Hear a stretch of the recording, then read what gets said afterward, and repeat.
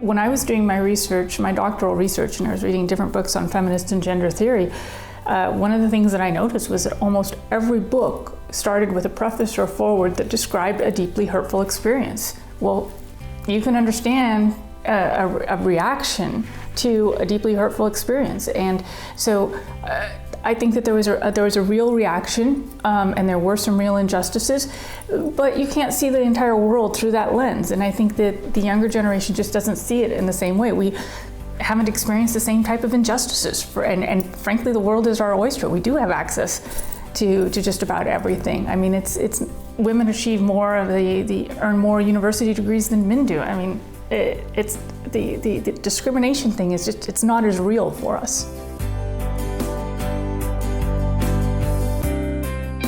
In terms of sexual mores, I mean, people are having lots of sex, they're using contraception, and they're not getting what they want. They're not getting that intimacy, they're not getting the relationship. And I think if we start working on that and working on that angle, or look at the comparison. HBO ran Sex and the City, and that was glamour. I mean, it's these gals, they had these great or not so great lovers, and they had great wardrobes and amazing apartments in Manhattan that somehow you're supposed to be able to afford as a columnist or a journalist, right? But it was glamorized. And the new version of that, the updated version, is HBO's series Girls. And it's a very gritty, almost depressing portrayal of women in their 20-somethings. And it's watching these gals hook up and wake up the next day and they're not sure who they were with. They passed out on a street. This is a gritty reality. And I honestly don't think that that's what most women want, or most young women want. I recently did a talk at Seattle University, about a year ago actually, and I was speaking on the church's teachings on sexuality and marriage. For the students there, in that audience, sex was a given, but what they were intrigued by was the idea of love.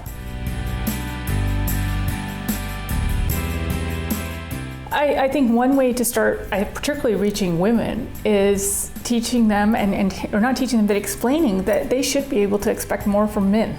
And that you should be able to have someone who wants to love you in that complete way. And I think, Paul VI in Humanae Vitae, he pointed out that the people who were really going to suffer if we didn't listen to the teaching on contraception were women. And I think start to listen to women and talk with them, because a lot of women do feel used sexually, and women have felt, continue to feel objectified. And that's what's fascinating, is that we've had years of feminism and all sorts of conversation about women's rights, and women are more objectified sexually than ever before. I think so, from the perspective that John Paul II talked about the new feminism, but when he talked about the new feminism, he also said we've been freed from the box of so-called feminism. So I consider myself a feminist in the sense that I think women ought to be able to make decisions about their lives. I think they ought to have lots of opportunities, the same opportunities that men have.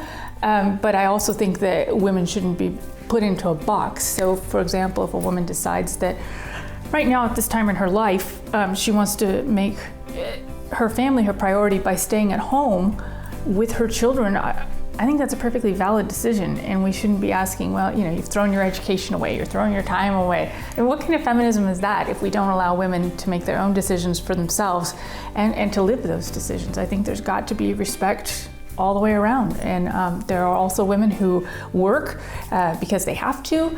And I think they're heroic what they do for their families. And I don't think we want to come up with labels.